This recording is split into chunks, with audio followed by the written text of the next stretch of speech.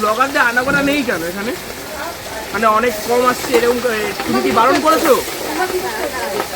তুমি কি বারণ করেছো?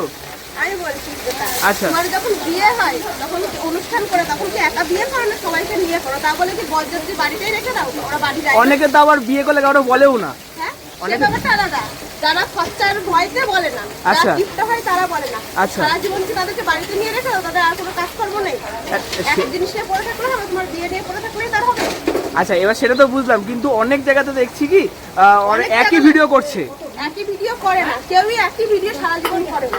আচ্ছা, এইবার ধরো, একমাত্র শুধু নিজেরা ছাড়া। হ্যাঁ এইবার ধরো অনেক জায়গাতে না করে দেয়, তো তোমরা এরকম কিছু করেছো? মানে অনেকে এটা ভিডিওতে আসেনি বা তোমরা যে না করেছো এরকম কেউ কথা বলেনি, কিন্তু এরকম কি কোনো সিচুয়েশন ঘটেছে যে তোমরা এখানে না করেছো ভিডিও করতে?